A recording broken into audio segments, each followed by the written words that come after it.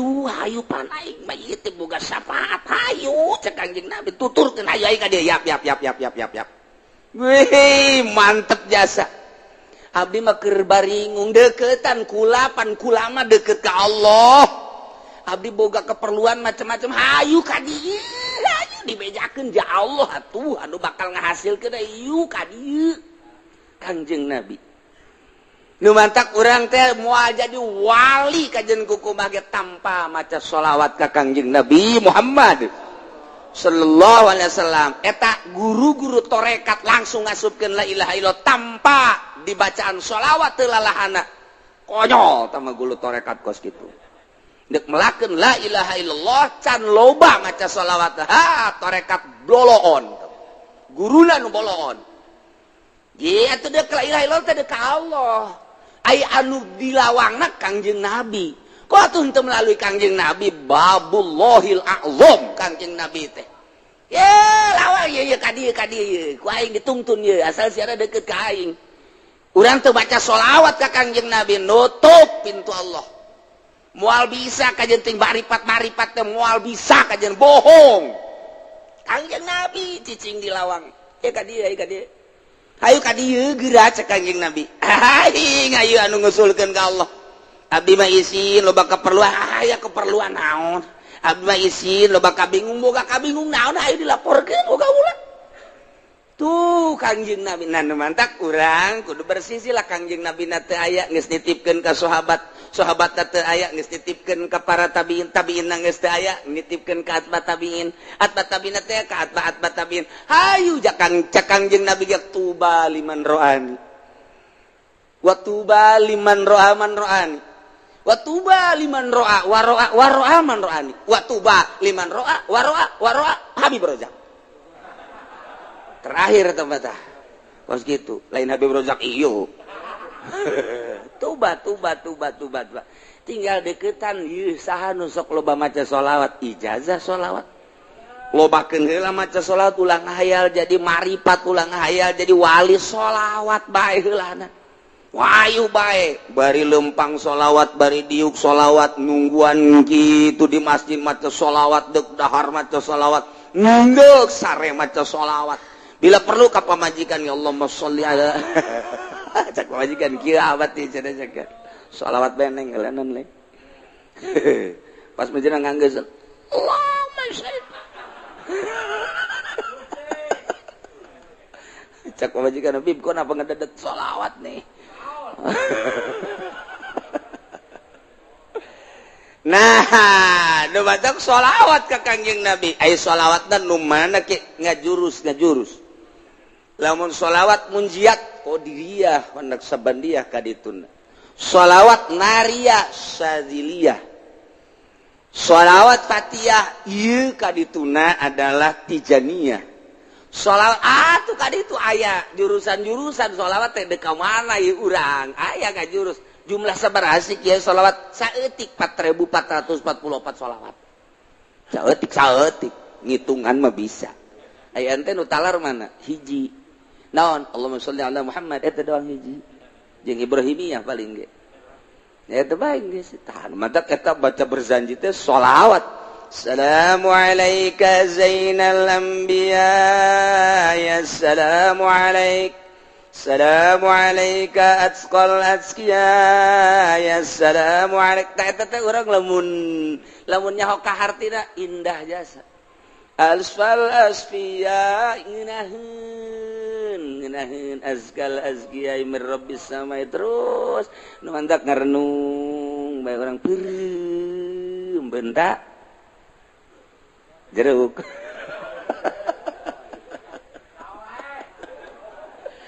Masya Allah nah kos gitulah nikmat jasa Kangjeng Nabi hayu tepikeun Kang ke ku sebab sering jasa urang maca sholawat haju urang ngahayal sabisa-bisa urang ngahayal teh make ilmu kaistimewaan Kangjeng kemuliaan Kangjeng sehingga kagambar Kangjeng teh dina hayayan urang dina benak hati urang kakasepan kagantengan kagagahan kaistimewaan zahiran wa batiran moal teu ngimpi urang moal datang ka teu ngimpi kajen kumaha ge nu dihayalkeun eta okos urang ngimpi ngahayal hayang mio ngimpi Urang hayal hayang mio kaimpi urang naik mio wah dina impian nabrak kebo barang hadena ngimpi sakana aduh lamun nya nabrak kebros cilaka sakana ngimpi nya hayang kawin jasa kasih neng lain hayang kawin jasa kahayal-hayal kasih neng aduh hayang jasa kaimpi kapanggih dina impian oh neng masya Allah padahal mah dina asli nama teu bogoh dina ngimpi mah bogoh asli mah henteu geus ditolak sama barakali geus ditolak sama barakali teu useuh dina surat lagi geus aya kos gituan tah nonsen macem-macem lah dina impian mah nyana daekeun nyana kurang dibawa waduh kos film India Romi Yuli kapanggih nyana wah aja gugulingan kos dina film India ngobrus aya kali gejebur ka kali sial adena ngimpi doang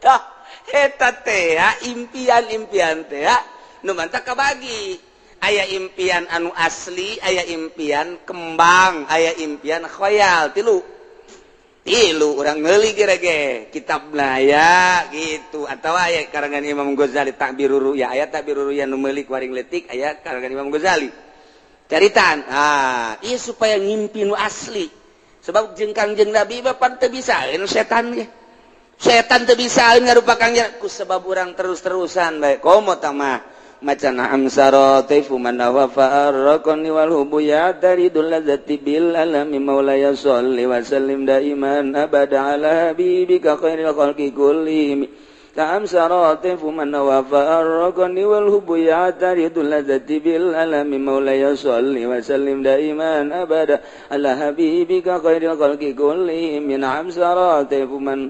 Nah dibaca kurang meme sare wudu heula tas ngala wudu mandi nu bagus mandi heula tas mandi ngala wudu make pakaian serba putih make sesengitan sila urang hadiah heula ka guru urang anu ngaijazahan haju ka sahibul mu'alika ta'libna yani Imam Busyiri kemudian langsung dikhususkeun ka Kangjeng Nabi macana dinazomkeun barengan ku maulaya sholli bari jeung nyaho kahartina dibaca datang kareup sare sok kira eta syarat teh kos kitu doang teh syaratna kurang sare teh mendek telentang ti mimiti dieu heula maulaya sholli wa sallim daiman abada ala habibika khairil khalqi kullihim na'am sarata man wafa arqani wal hubuya daridul ladzati bil alami maulaya sholli wa sallim terus datang ka urang rada geus rada non garang-garana engket-engket rek sare ngedeng langsung ta'am saratifu man wafa arqani wal hubuya daridul ladzati bil alami maulaya sholli wa sallim dair PS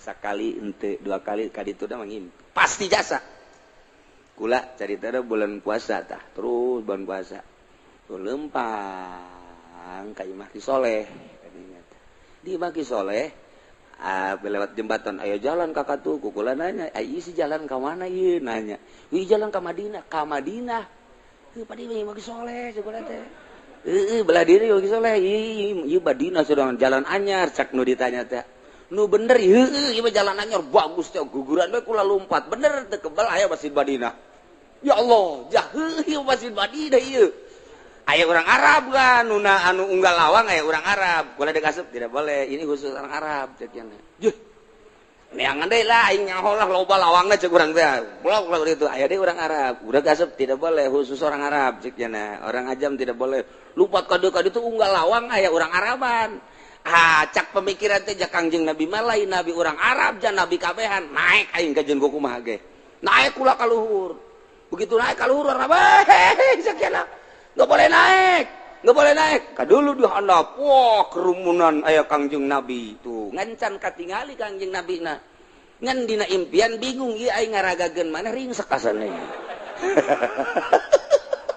ringsek aing ieu ka mana ieu aju di tukang penjagana turun teu meunang dihandap geus katingali kerumunan Kangjeng Nabi belah ditu ngancan katingali Kangjeng Nabi na jauh jadi kula ditungtung gitu tah ngan aya di luhur akhirnya kula turun ke handap alhamdulillah begitu nanya itu Kangjeng Nabi cenah buru-buru macet jelema teu bisa ka ditu hudang can kapanggih jeung Kangjeng Nabi geus hudang waduh cek ulah teh ieu masyaallah maksud tapi pan lumayan datang ke Masjid Madinahna yeay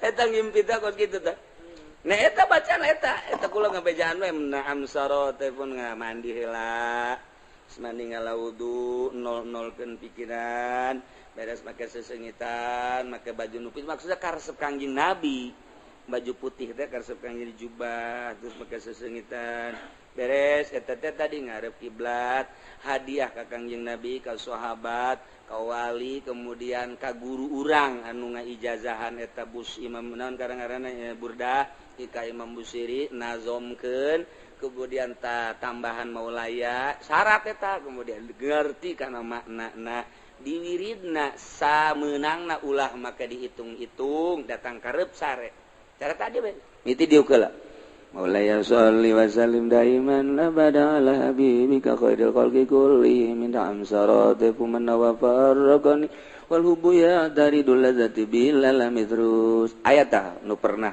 kakula bebeja ku da di datanya heuh geus barang diwirid ku nya aduh kiai cenah kunaon teu dake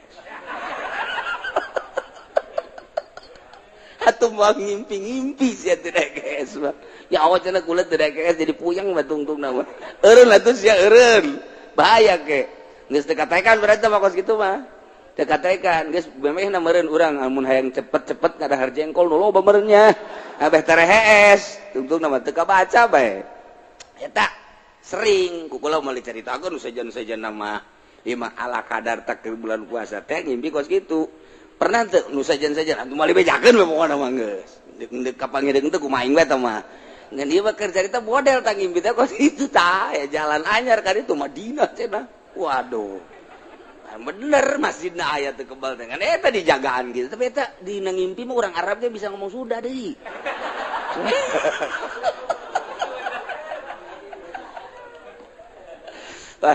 abah bebeja baheula abah waduh tas ngimpi kasasawan teh bebeja ka kula bebeja aduh abah anu ngimpi kapanggih jeung Kangjeng Nabi pohara jasa tah mah geus pohara aju di Madinah eta mah lain ngimpi aneh abah mah mantap kaju 3 poe teh ka masjid tah abah moal ka masjid cenah 3 ieu mah heulanan kuda henteu bebeja asa sare asa henteu aya Kangjeng Nabi lu mantak atuh teu ka masjid apa asal eta kitu asa 3 poe masyaallah geus saya caritakeun lan tah eta wiridanna eta ngan aya babat terus munjiata nu paling dia tah munjiat tunjina mah kudu diijazahkeun heula ta eta Kangjeng Nabi asal geus urang kapanggih pernah kapanggih jeung Kangjeng Nabi bae lain neuleuna naon ihina neuleunana teh hina eueuh deui pangindah-indahna ngimpi kapanggih jeung Kangjeng Nabi mah indah jasa nikmat jasa kababayang bae deui moal poho-poho indah kapanggih jeung Kangjeng Nabi moal poho-poho jeung diresep kana maca sholawat teh diberesep aya nu kabari bebeja maca sholawat mujiat cenah kiai haju ngimpi kunaon kapanggih jeung maung wah saya ijazahna di mana di Habib Rozak pantes satu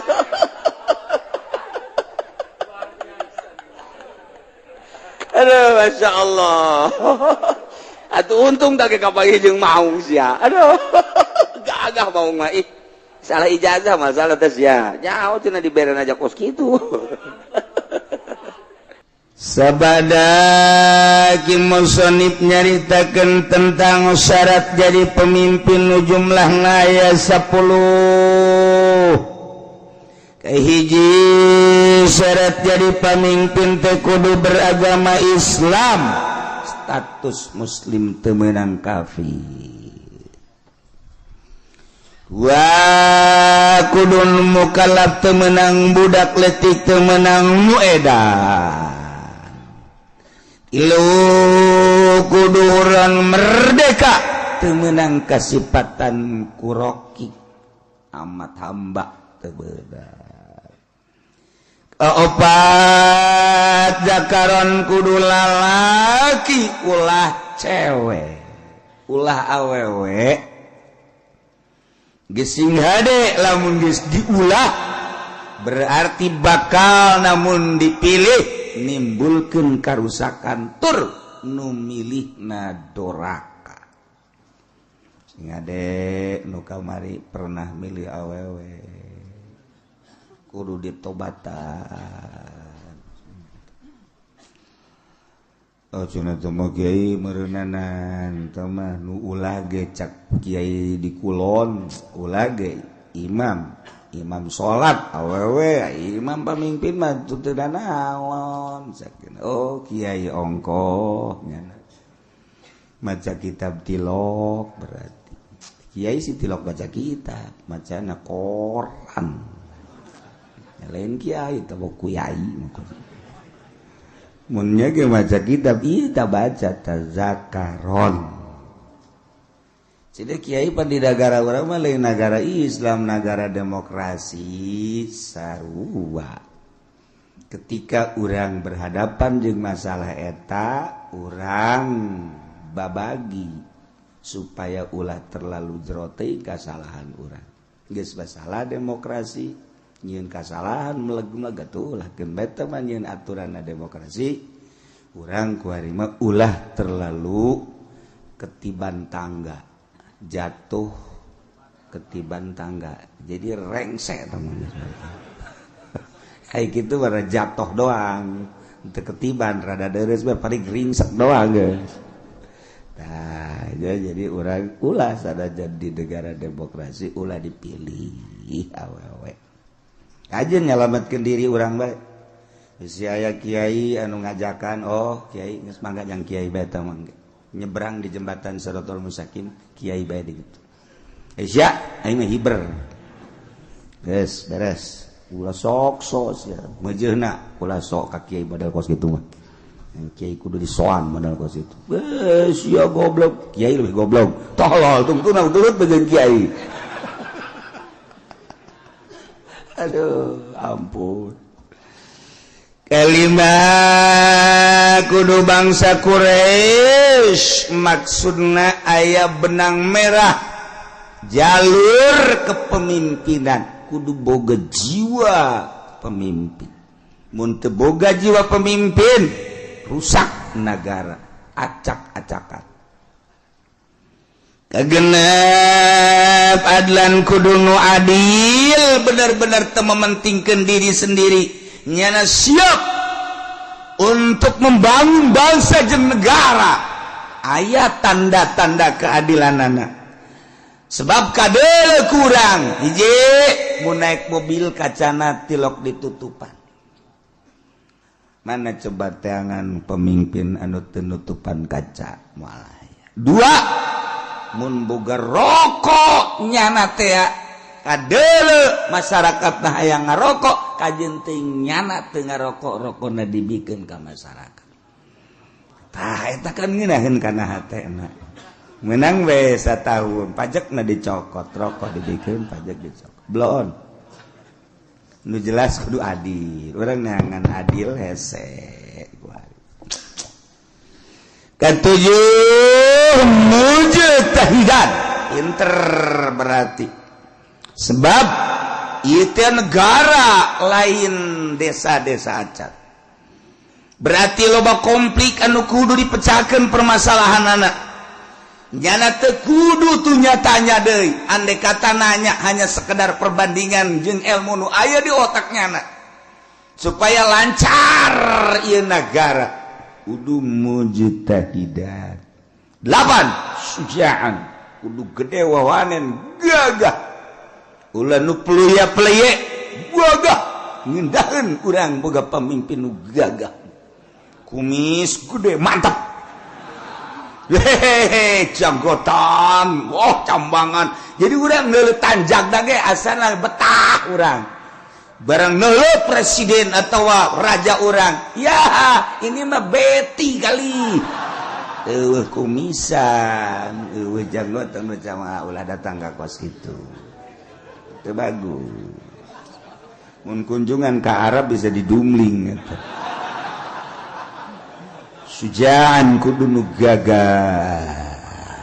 9 zaroin yang kaharep sing ade yang kaharep si ayang ke kaharep jang diri urang bae salametkeun tanggung jawabna ke di akhirat orang maka ditanya engke ieu mah nunggeus mah geus bae geus tanggung ka neraka geus nunggeus mah geus ieu endek bae endek nah deuleu ku urang mana nu gagah lalaki geus menaya aya we ulah lalakina nu gagah pinter eta nu dipilih ku urang kajen nyalametkeun diri urang bae keleh menang sabodok aing mah geus sakitu ta pemikiran aing teh ya lantaran engke ditanya di akhirat jehe bang kumaha gitu 9 zaraib ngabogaan pemikiran nu luas wawasan anu jero nu luas sebab negara 10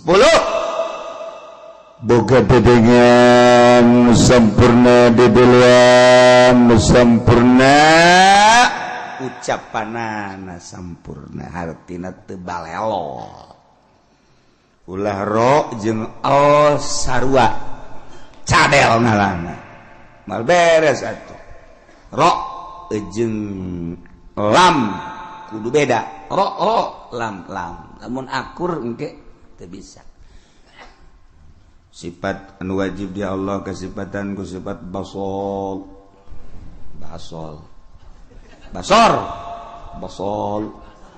ro basol panjang cadel jadi basol ro lain l tungtuna dikurangan sifat wajib di Allah sifat baso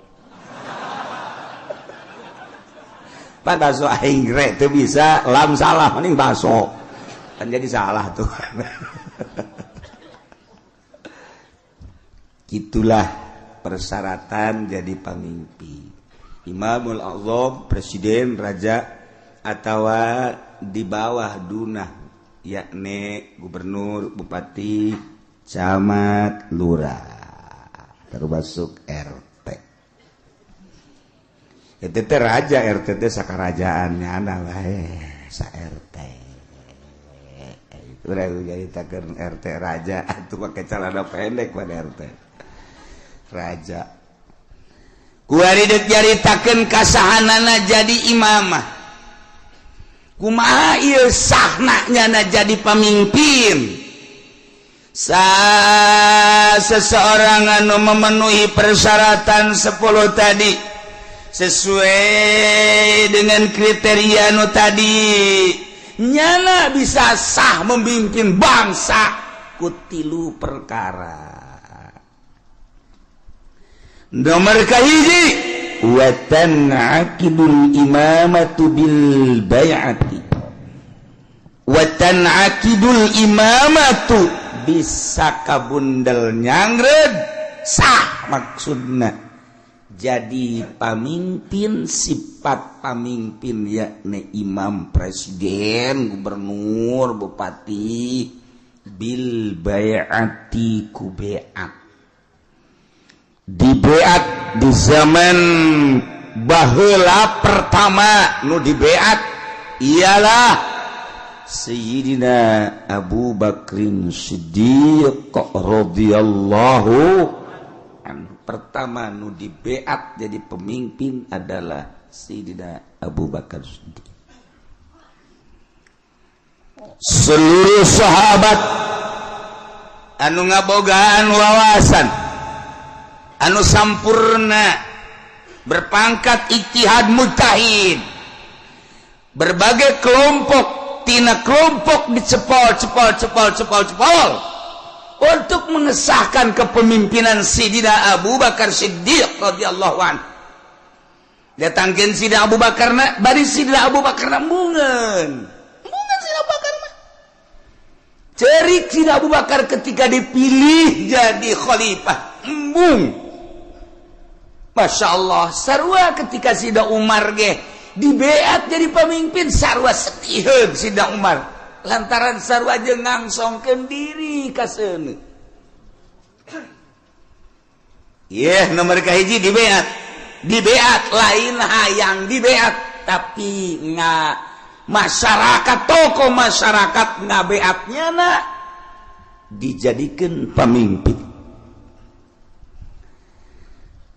mentek ditupja Kangjeng Nabi tanda akhir zaman geus deket datangna Dajjal nomor kahiji masa cepet as-sanah kasyahri wa syahru kasab wa samakal yaum kasah as-sa'ah kal dakik atau daki maka itu. Nah, setahun ko sebulan ko seminggu ko sapoe ko sajam sakumaha okos melem daun korma anu garing. Perat beres.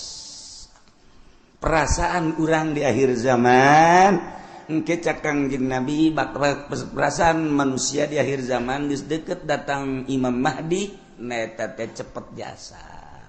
Kuari geus hampir kabehan nyaritakeun cepet.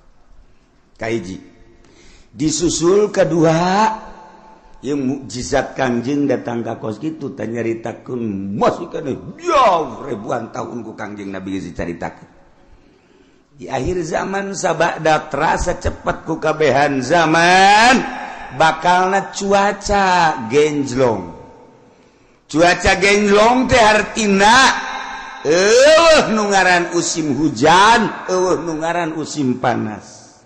Musim hujan diisi ku panas, musim panas diisi ku usum hujan, sehingga sulit bagi petani untuk menerka musim hujan iraha. Sebab terjelas hujan, teu diperkirakan bulan eta hujan bae. Teu diperkirakan bulan eta bakal teu hujan, teu diperkirakan bakal hujan, teu jadi genjlog waktu. Eta geus tereh deukeut Imam Mahdi datang. Nu paling deket engke setahun hujan teu eureun-eureun. Hujan beta mengacrek bae hujan ke eureun sajam 2 jam mendung deui hujan. Ke eureun sajam 2 jam 5 jam aya genep jam eureun teu hujan ke hujan deui ngacrek bae hujan. Ke aya 12 jam teh hujan berarti sapoe tapi mendung ke beuting na hujan atau peuting teu beurang hujan setahun kitu bae cuman eta hujan teh layum bitun nabat henteu ngajadikeun tatangkalan ongko hujan tapi gararing teu jaradi pepelakan nu melak naon bae ge biasana mun kahujanan nyembrung ieu mah malak garing terjadi.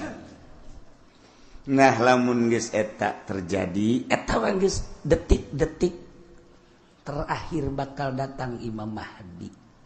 Kuari mah kakarak datang ge ka hiji perasaan cepet zaman nomor kadua waktu geus ada ngagenjlog kuari musim hujan musim panas mata Kangjeng Nabi masyaallah ieu mujizat Kangjeng Nabi. Kula wasok mutalahan ni mujizat pohara geus karasa kuari. Tinggal ngecrek hujan.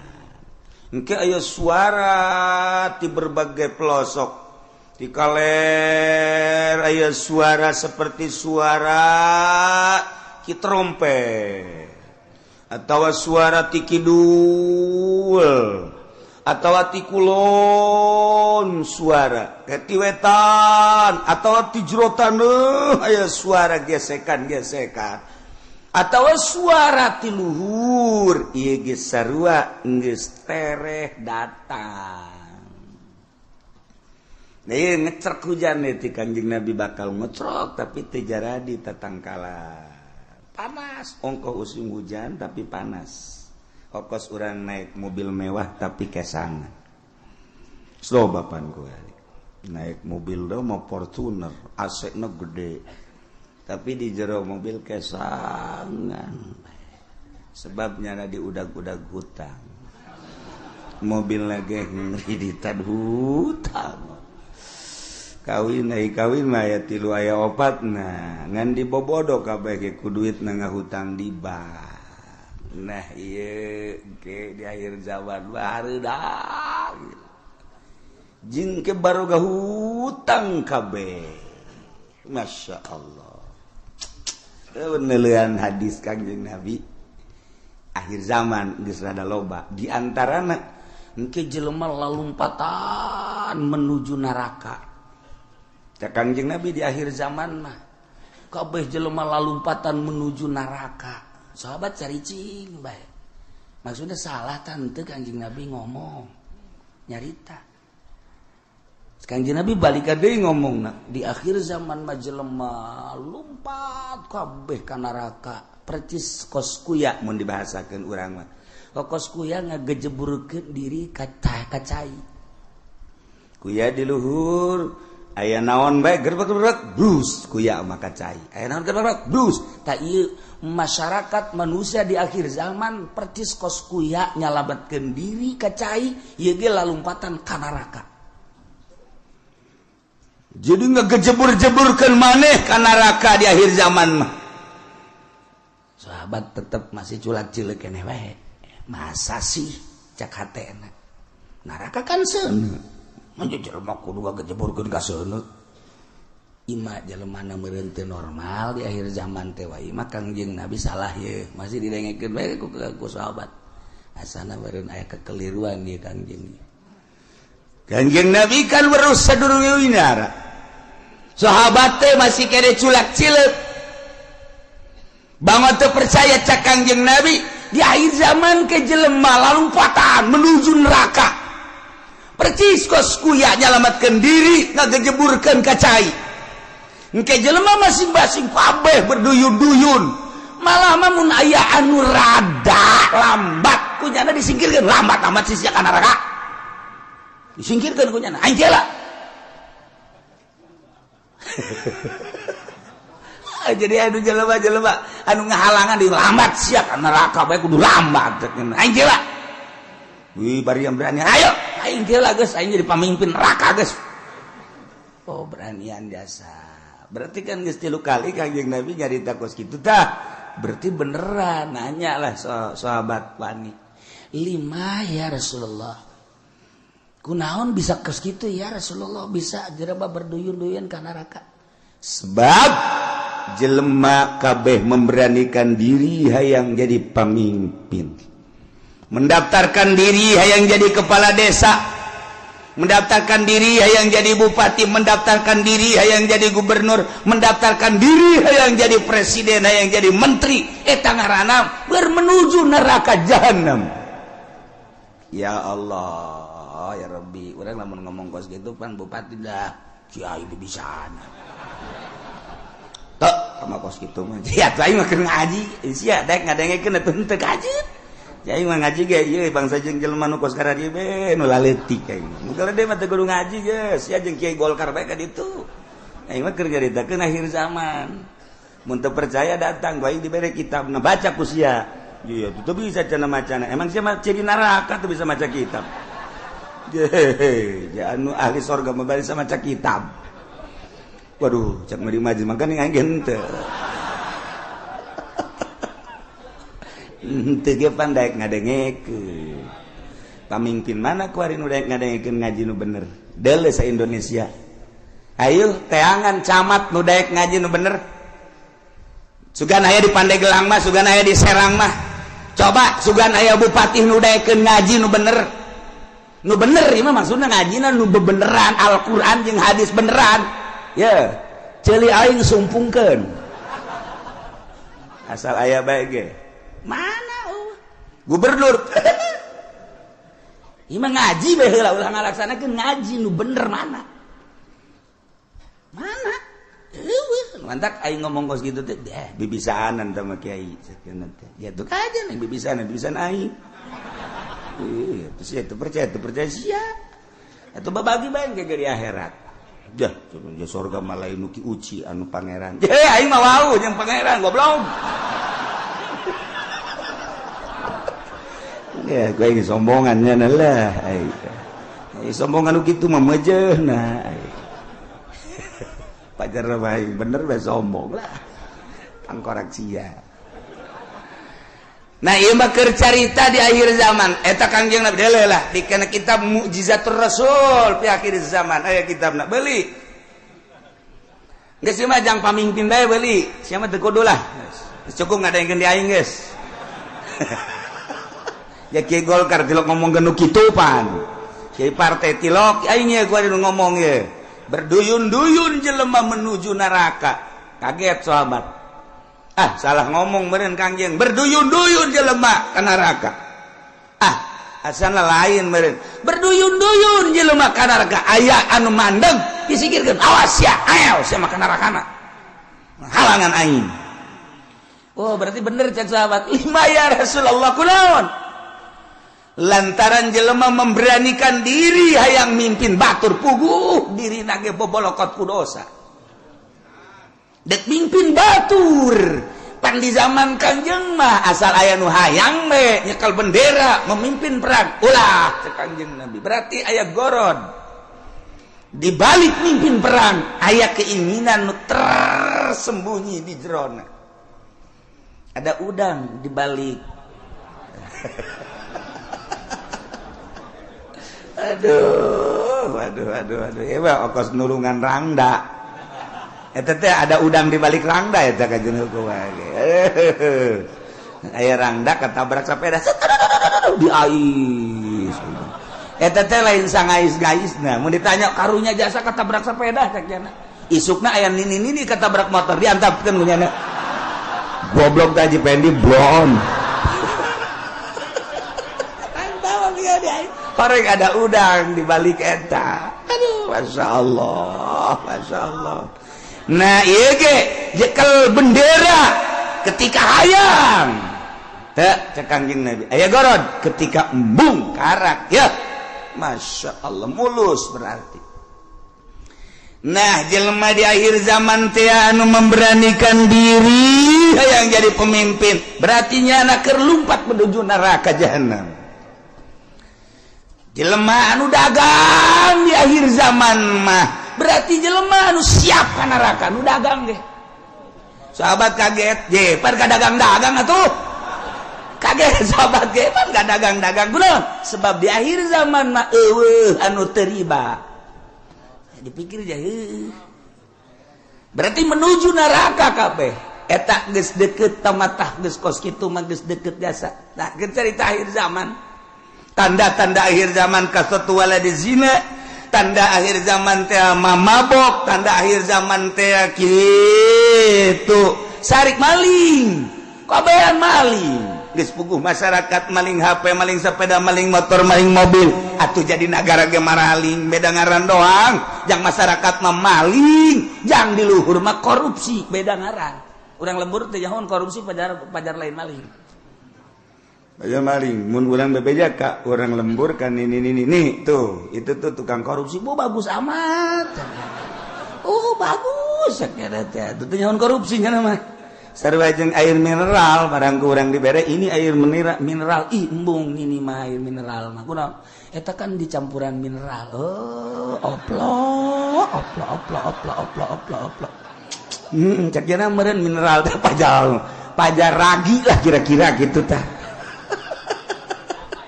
nih air mineral bagus nih embung ini mah ai kudu dicampuran mineral mah je ini udikna gebelah ditu deui udik tamat ti udik teh masih 2 kilometer ka ditu eta loba bahasa-bahasa di akhir zaman mah urang lembur teh nyahoeun nyaritakeun situasi dan kondisi cak urang lembur teh mah kiai isian malulu cenah ngomong aing mah teu betah urang lembur atuh dibere bahasa kos kitu nyana endek intelekan jadi urang lembur teu ngarti eta teu nyambung ngaran di lembur mah ngomong lembur bae. Waktu sekolah ye, loba jasa nu nitahan bahasa Indonesia. Teu betah aing mah. Emang teu betah teu bisa, teu bisa. Aing teu bisa asal pakai bahasa Indonesia bae kandas. Okos urang rajek bahasa Jawa, kebel-kebel Sunda deui bae nya ge. Aduh, masya Allah. Nah, iya. Jadi orang namun nyaritakeun mujizat Kangjeng Nabi kadang hayang seuri bahasa Kangjeng nan hayang seuri hebat amat ngabahasakeunna yusafiruna ila jahannam berangkat kabeh ka jahanam kadua yas'auna ila jahannam lumpat yas'auna ma yusafiru ma leumpang yas'auna ma lumpat sahabat kaget penyeluatan si kajahanam orang bener siaulah yang serikan pamimpin lompat ka jahanam nu tadi kedua pedagang ge orenganan lalumpatan ka jahanam nomor katilu cak Kangjeng Nabi di imah bae ge tetep ka jahanam bae yeuh ajeuna mah kabehan tah bupati rada lega bae tadi masa kaing doang cak bupati jeung gubernur sia ge sarua ayo atuh berjamaah lah 5 ya Rasulullah kunaon make jeung di imah bae ge sebab di jero imah ge teu kaluar tina maksiat di jero imahna di jero kamarna nyieun kamar deui di jero kamarna nyieun kamar deui dipoekan tetep maksiat bae Allah Karim sebab apa di jero mainnya geus bisa make jaringan internasional sanajan di jero kamarna di kamaran deui kamarna dipoekan tapi nyana bisa nempo Hollywood di jero kamarna di kamaran deui dipoekan tapi nyana keur aya di Hollywood ya Allah ya Rabbi Masya Allah pindahkan keur aya di California Masya Allah pohara ya Allah jauh teuing lah ke California mah pencet deh Texas woi cek nini eta sih negara mana ulah loba omong nih nini mah nini bae nyahona paling ge bojong bae kendal bae nyahona bangsa nu karari itu bae teketos bae geus nyahona kadinya bae pugu di bojong geus sareng di Texas kuari mah eueuh nu teu akur kuari kahirupan di Amerika jeung di Citra aja atuh beda kahirupan di California jeung di BSD atuh beda setika can akur sok deuleu naon nu eueuh kuari di BSD lamun di Amerika urang ningali minuman bebas urang turun di pesawat di Abu Dhabi minuman ti mimiti segede cinggir datang ka segede awak minuman haram aya digelat di Abu Dhabi, cek urang ieu negara Islam nama ieu, tapi pan minuman pohara. Meuli urang roti di dinya. Plak, nu belah ditu belah kulon nyelempet dibuka. Aya gambaran jerona. Roti. Kula kitu bebeja kan nu sejen kula doang eta. Besi aja mareuli. Roti meuli roti garing belah ditu belah ieu kan minuman tuh. Wow, barulut tempat tadi di Abu Dhabi. Cek ulah teh meuli roti belah ditu tah. Meuli detik sagede korma segala naon teh. Dibeli buka aya gambaran. Sia seri emang ngarti tah naon sih. Maksudna aya gambaran teu make calana sia. Geus ditutupkeun deui ku kula lah. Dia kang banjang bawaan ka imah.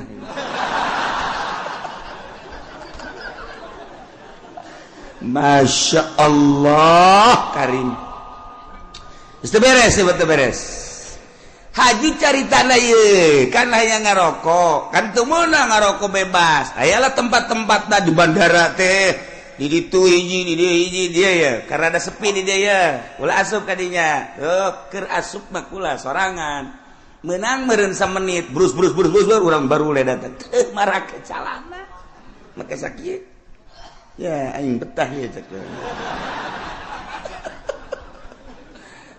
Perlakuan ngalakukeun nu teu senonoh di jero dihareupeun manusia geus biasa kaluar we kula masyaallah Karim eta di Abu Dhabi kos kitu di Abu Dhabi encan di jerona eta kakarak di bandara masyaallah Karim encan di Amerika encan di Inggris encan di Jerman di Prancis teu kudu jauh-jauh di urang emang kumaha gitu masyaallah tanyakeun ke kacamat ge pan nanyakeun ka camat berarti rahasia.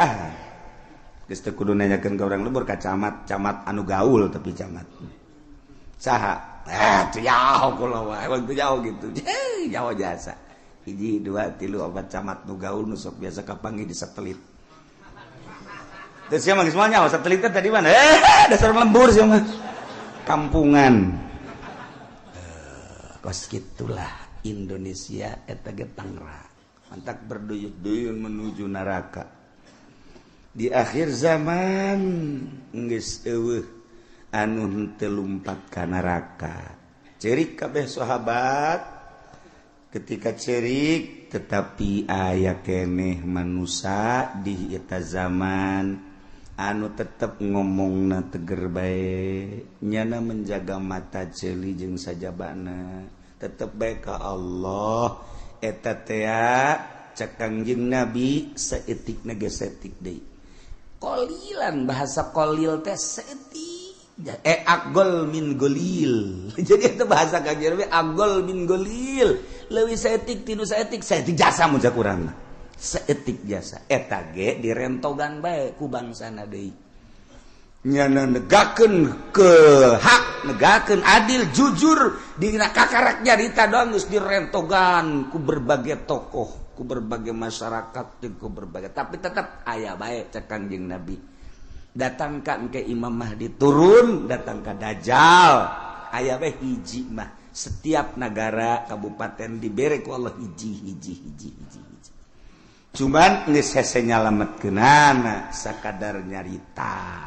Iyalah Kangjeng Nabi nyaritakeun mukjizat di akhir zaman. Geus kuari mah zaman geus karasa cepet, waktu ngageser geus encan doang hujan ngecerek satahu angkep bulan.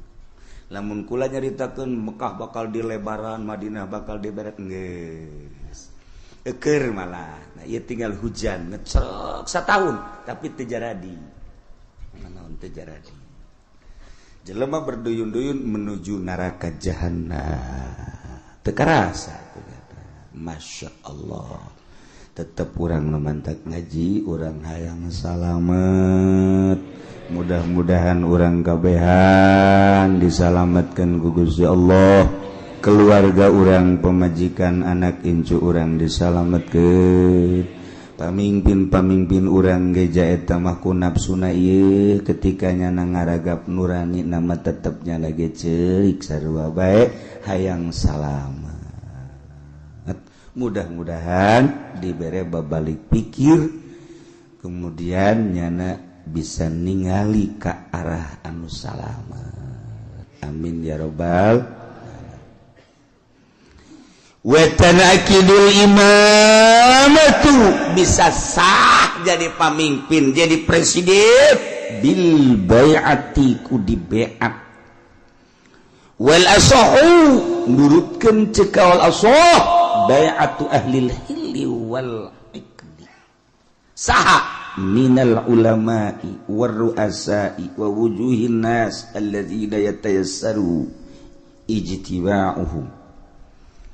Artina nu milihna teu kudu keseluruhan nagara nama bentukna khalifah tapi praktek memilih nama bai'at kulantaran bai'at teh aya bai'atu ahlil hilli wal iqdi berarti aya pemilihan demokrasi sebab ketika harita nu hendak dipilih diangsongkeun tilu tokoh lain bae Sidina Abu Bakar Siddiq aya tilu cuman nu dipilih Abu Bakar Siddiq berarti kan hampir mirip secara demokrasi pemilihan nama dipilih biasa. Nah ieu keur carita memilihna wal asahu bai'atu ahlil hilli wal iqdi henteu kudu keseluruhan masyarakat nu buta dituntun nu torek dituntun nu nini dituntun teu kudu.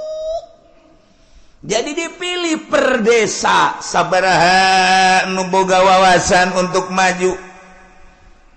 Lamun sakecamatan sabaraha desa pilih per desa teh mun sadesa aya 18.000 manusia kemudian diperkecil deui ku ari mah di kitu naon ngaranna dipekarkeun jadi 8.000 atau 7.000 per desa eta nu 7.000 tingali per kelompok-kelompokna sasi nu boga wawasan untuk maju ieu teh jang keselamatan bangsa jeung negara ahlil hilli wal iqdi. Geus ulama nu milihna ulah diberean duit di umrah-umrahkeun supaya manehanana milih segala dibere motor diberi mobil, aduh eta mah sogok menyogok ngaranna. Lamun aya kiai nu narima sogokan ti pemerintah, sogokan ti jelema-jelema nu endek calon, eta berarti kiai keur lumpat nerleng bae dek menuju neraka jahanam. Teu kudu ese dengan kiai kos gitu. Lamun aya jelema kiai dek milih pemimpin tapi jana menerima sogokan ti partai, ti ketua, ti kandidat, berarti eta kiai keur ninggalkeun masyarakat dak menuju neraka jahanam. Tinggal kukula ada ditanya, aya kiai na nogos gitu. Aya, lamun aya pang nyebutkeun saurang. Coba ulah isin-isin. Saurang bae. Di Tangerang bae teu kudu ka sarang-sarang. Tangerang aya weh. Aya, urang Pasar Kemis aya weh. Sia mah aya bae, kagak deketan ka Cilongok sia. Sia mah deuk ka aing meureun, kajen kumaha ge. Dasarna sia mah ekstrim.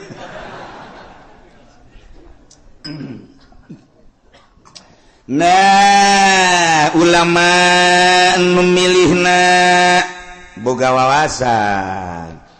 Di samping ulama ruasa, pemimpin-pemimpin, tokoh-tokoh. Wa wujuhin nas, tua-ketua manusia anu gampang kumpulna dalam rangka menyatukan visi dan misi untuk memajukan bangsa jeung negara. Masya Allah, nu milihna nu kos kitu. Yes.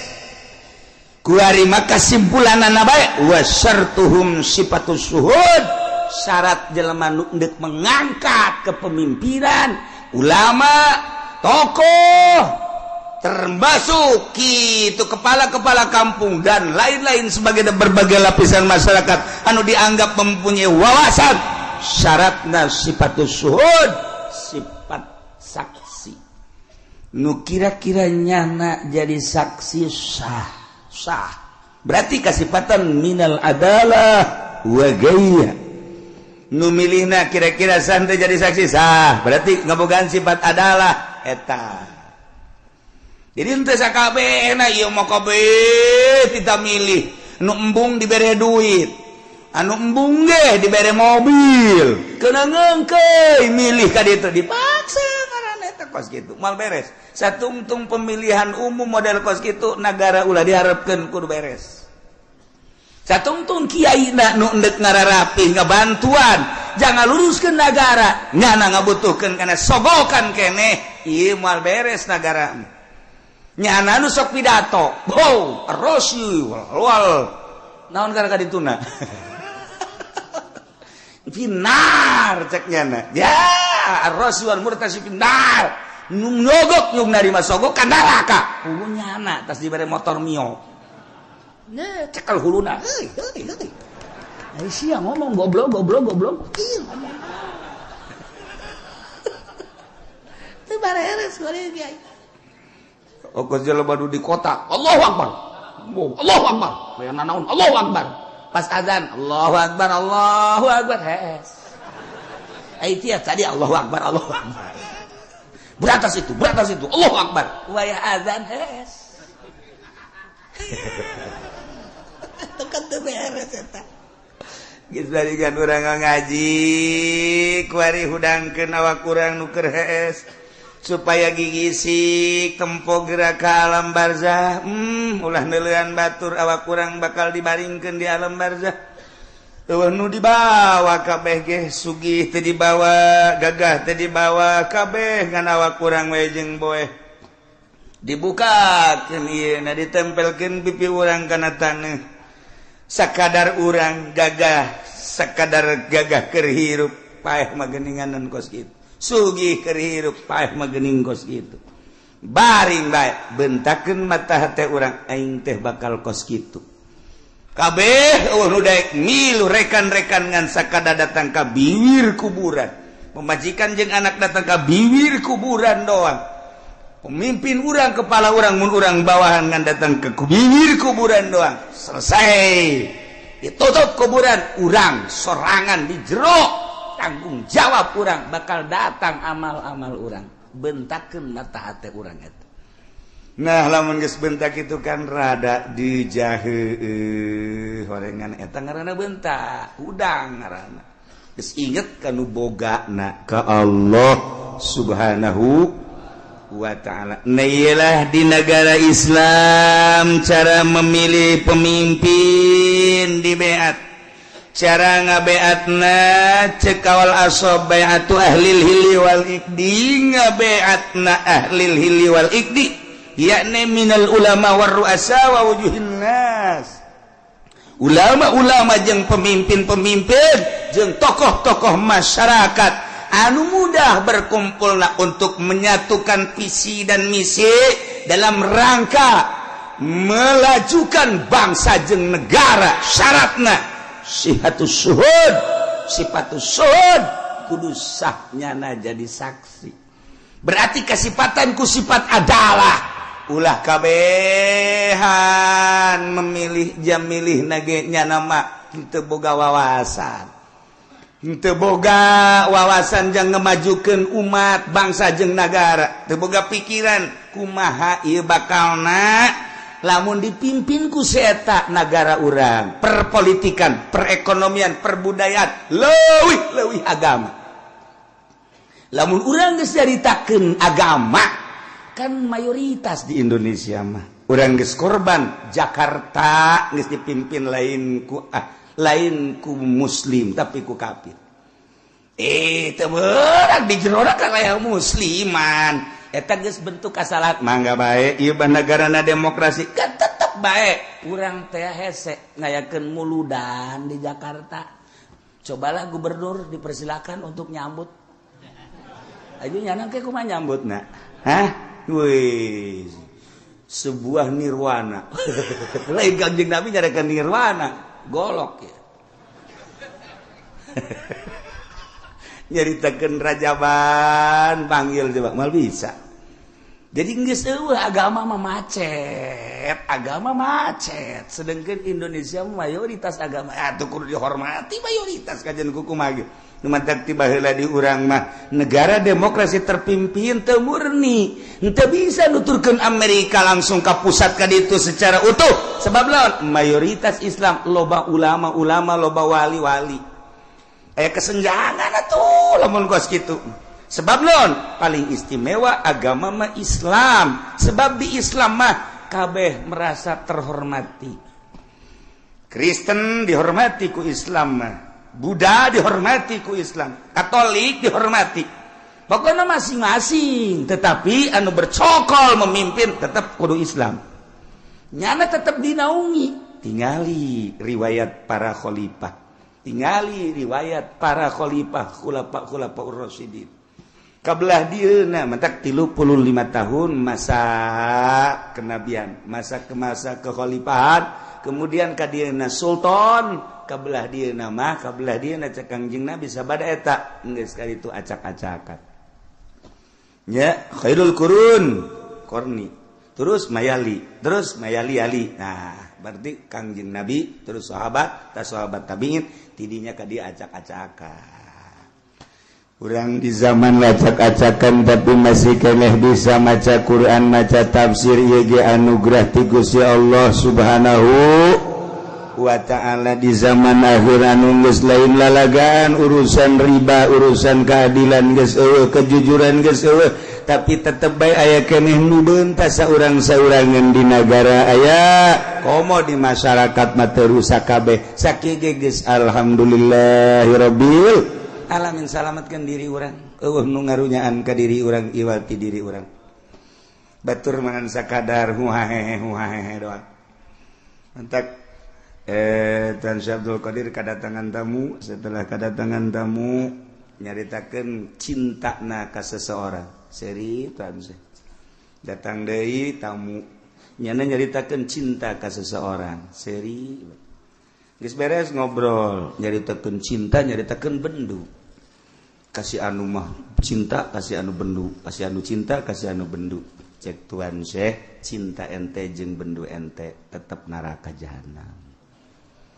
Kunaon emang sebab cinta jeung benduna lain lillah aya kepentingan urang resep jasa ka tokoh nu itu pohara emang kunaon mantak resep sok merean bae aing bendu jasa kasih itu kunaon pelit tuh kan aing resep jasa ka kiai itu batu emang kunaon kiai itu mah naon bae ge meunangnya nama itu suka mah meunang bae anu mengkredit meunang segala meunang kalau deposito meunang aing geunaheun kadinya aing bebarengan jigana nonton bola tah kiai mah kudu kos kitu internasional aing resep jasa kajana mah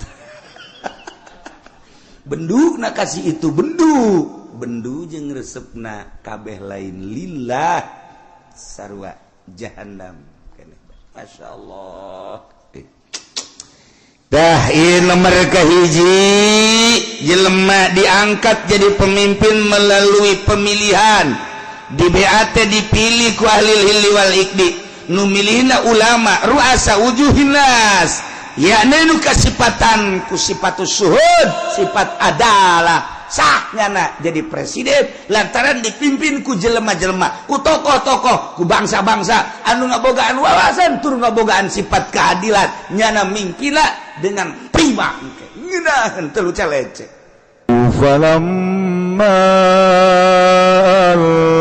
qawsaru الناس واسترهبوهم وجاءوا بسحر عظيم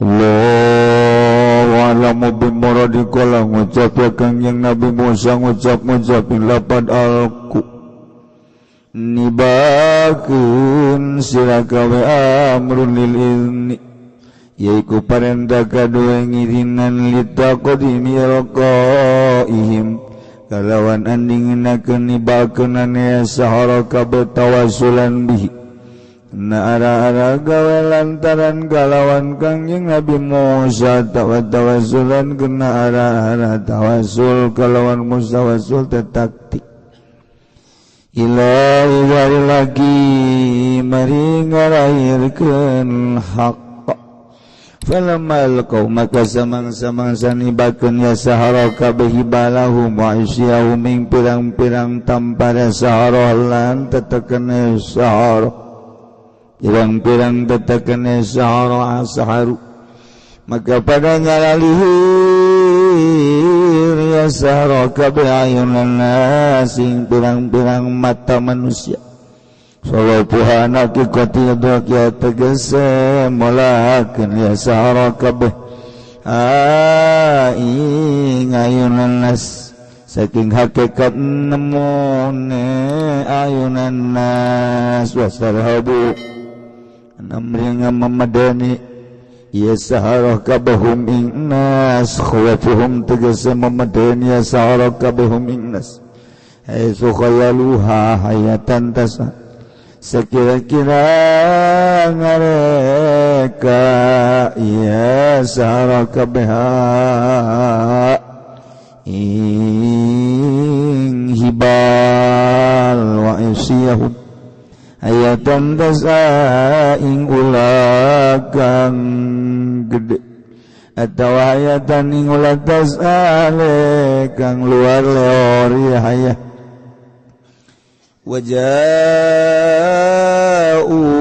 lantag kaya sahara kabeh bisirin nazim kalawan sihir kang agung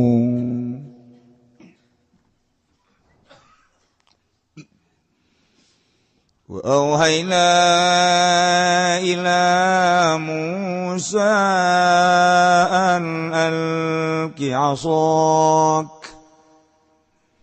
wa idza hiya talqafu ma yafikun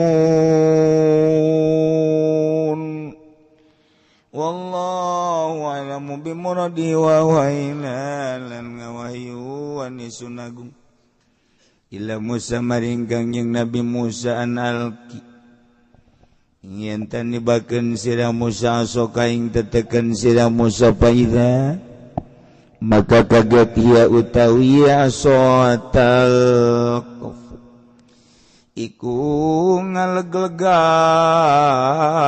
ya aso bihapi ihdatain kalawan den buang salah sawijine tarar minal afsi saking asalet talqop manane tabdaliu itu tegese ngaleg-leg iya aso maya pikunaing barang kang nyarula biasa haro kabeh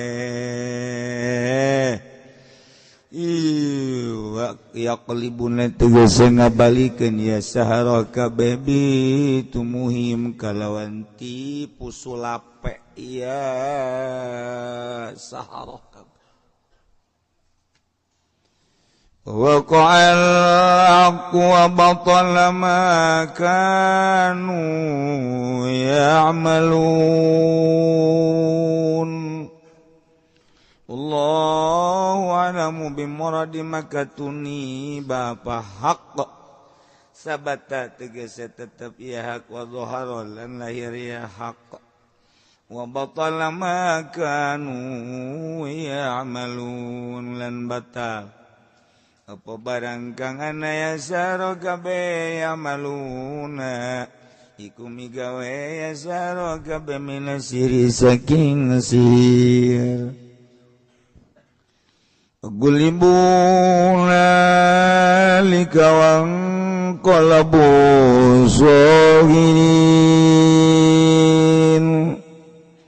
Allahu a'lamu bimuradi maka dan lini ya Fir'aun wa qaum tegese Fir'aun wa qaumuhu lan kaum Fir'aun hunalika ing dalam kene panggonan wa qalabu lan narima kebalik ya sahara kabeh soginin aleka ngina kabeh soru dalilina gezadadi yazaro kabeh ku kang hina kabeh wa ulqiyas saharatu sajidin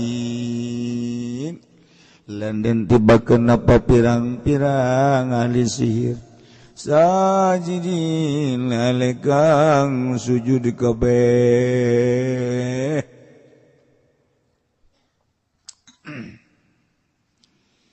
qalu amanna bi rabbil alamin rabbi Musa wa Harun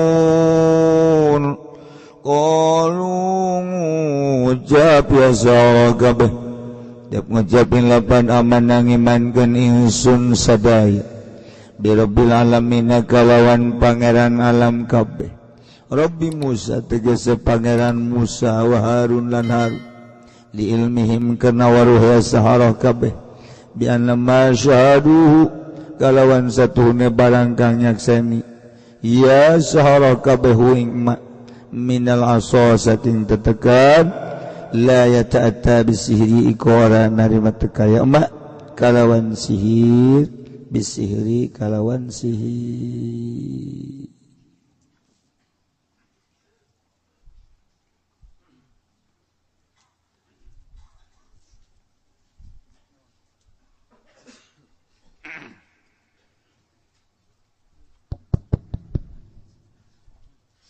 gedekeun saeutik pisan teh.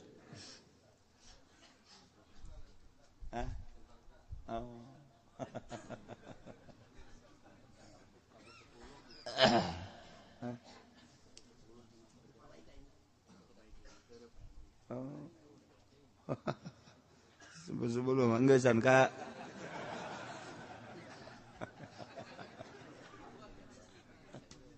Allah karim.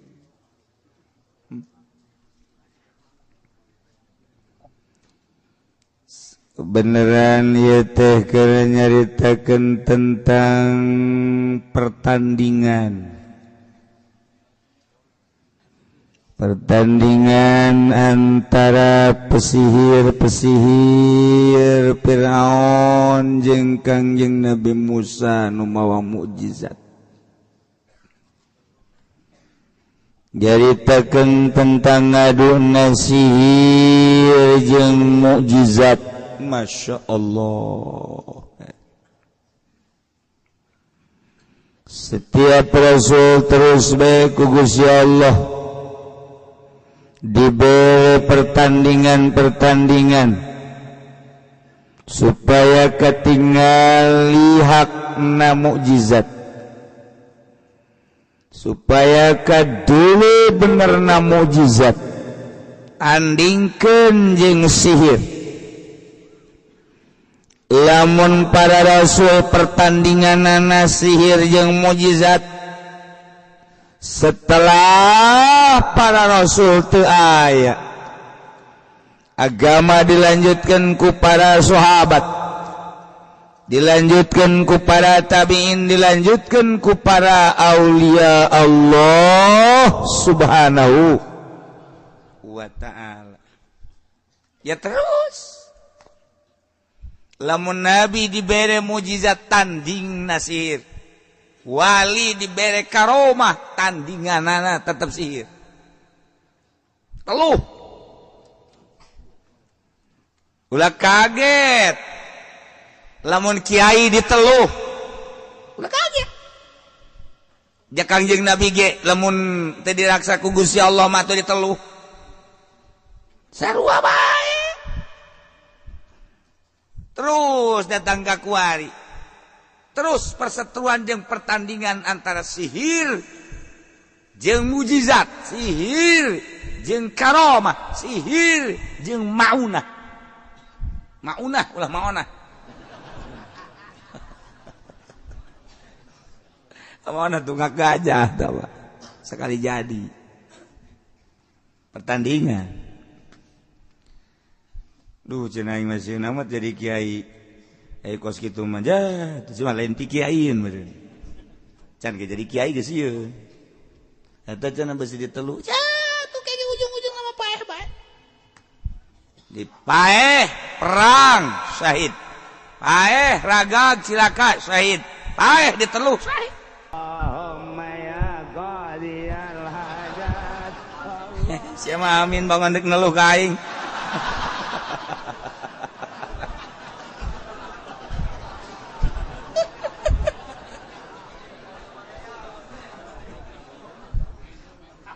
Iya, tidak sekarang itu, masya Allah, kayak orang kaget.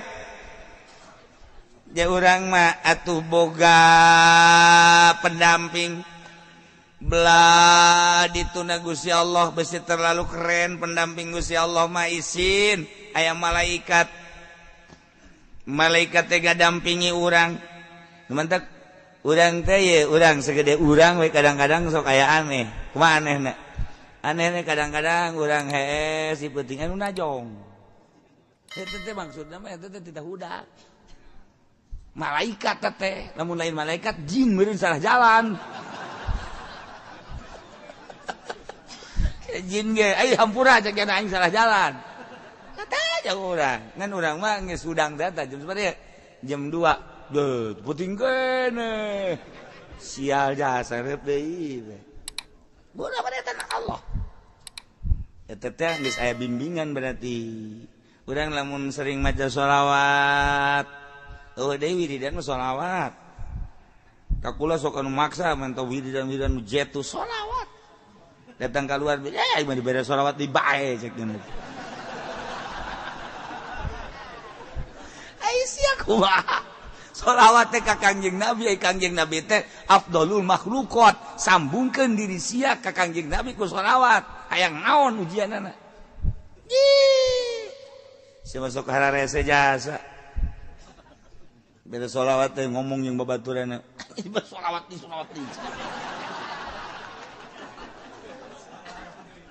Hayang naon atuh sia hayang naon?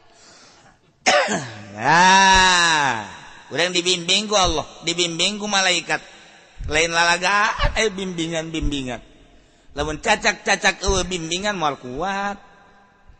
moal kuat tuh mantap kuat ge seorang penegak agama aya ngabimbing boro-boro naon nafsu nabe dibimbing ku Allah ulah nafsu ulah cilaka dibimbing ku Allah tah hayang aya nu ngabimbing model kitu teh eta teh kudu loba hudang ti peuting kudu zikir maca sholawat kakarak di jero hate ngegelempeng blek beda di jero hate teh aya eusian eusi teh eusi ma'rifatullah nu mawa wani nu mawa teges anu mawa lesang marifat ngomong eta kapan lamun teu marifat mah teu lesang aya hartina teu lesang teh aya muatan bae ngomong urang di hareupeun bupati muatanana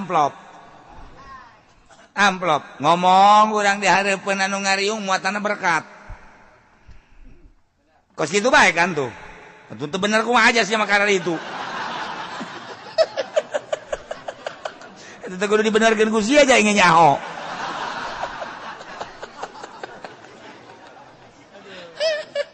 sok ayo nu mantak ayeuna mah kiai anu naek ka panggung kuarir kiai nu naek ka panggung dalam rangka kitu kampanye eta teh berarti kan muatan dalam rangka pilkada pilgub muatan eta teh kos kitu henteu cenah kunaon mah ikhlas sod ikhlas ka dieu coba ka dieu sia soda kumaha soda goblok ikhlas ya balik baik kayak mah tadi ongkosan sial capek ongkos bener kan Bon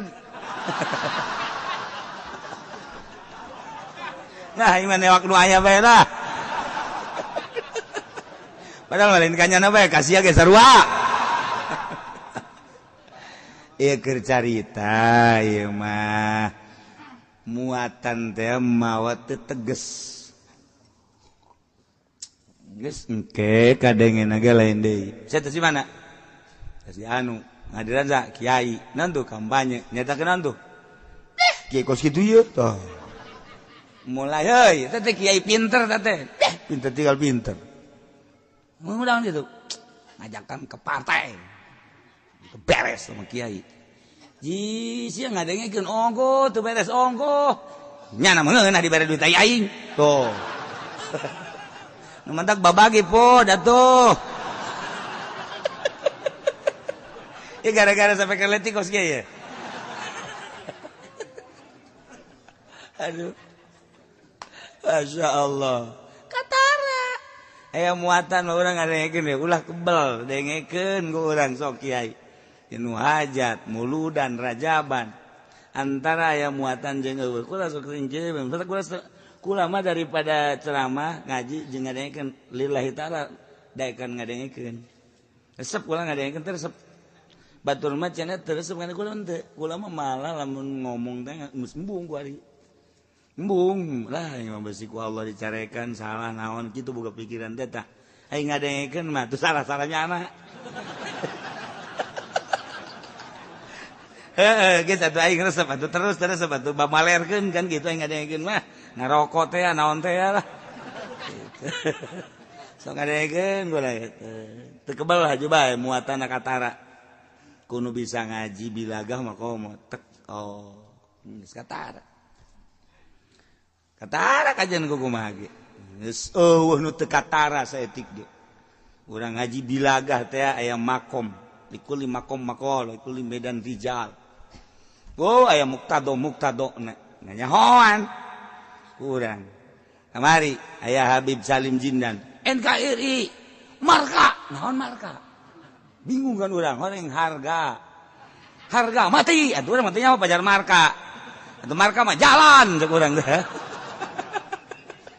kunaon eta lain haolan nyaritakeun eta berarti muatan NU kan NKRI mah berarti nyana keur nyaritakeun NU kabawa ka Habib Lutfina ka NU-an nyaritakeun Nusantara kan Nusantara mah NU nyaritakeun tentang Muhammadiyah eta teh Sayyidina kan eta mah perseteruan antara NU jeung Muhammadiyah kabawa kanyawan ku ahli ngaji mah keluar tina jalur deuk saha mentak resep ngadengkeun teh resep marga aturan mah marga lamun marga mah di Bandung marga hayu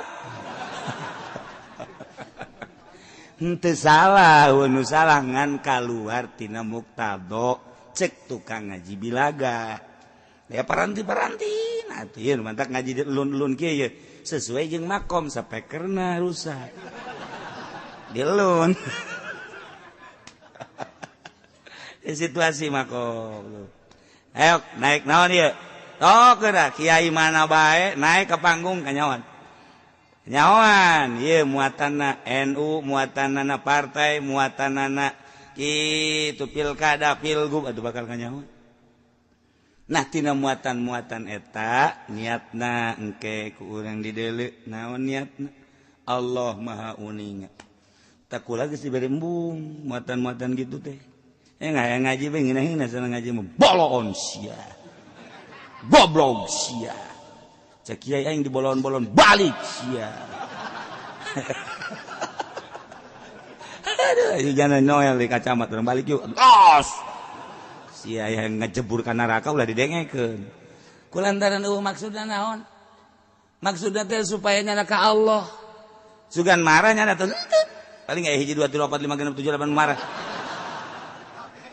atuh sabodo jaing menteu ngamusun ngamarahan nyana maksudna dek dijadikeun dibawa ka Allah sabisa-bisa daek nyana ngadengeun Allah berarti menang hidayah teu daek nyana mundur bae ngajina yu didinya mah didinya di Cilogon urang nu jauh ceukna abe babari balik atuh los emang aing teu nyaho gitu jauh anu ngabejaan tuh di masjid aya hiji nyaho manu tadi teh di dieu ngajina kudu jauh ka ditu bong aing lamun sasalaman ceukna teh poe aing carakan malulu itu gonon ngomong gitu tuh sia ngaji ongkoh aya anu geus bugraget teh ka kula bugraget kiai tapi kunaon tuh air rekamanna mah menta deui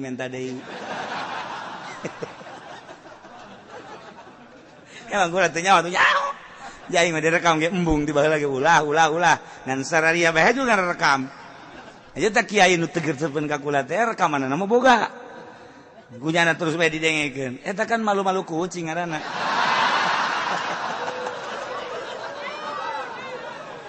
ngan henteu naon kula mah hari nyana aya mangpaat nama tu mangga bae baik bae henteu aju kula bendu teu mun kula bendu bae carekan ku Allah hendak eueuh nu dipake ke bendu sasage pamarentah emang kula bendu ka pamarentah teu ka bupati deukeut ka gubernur deukeut komo rano karno pernah shooting bareng ban baheula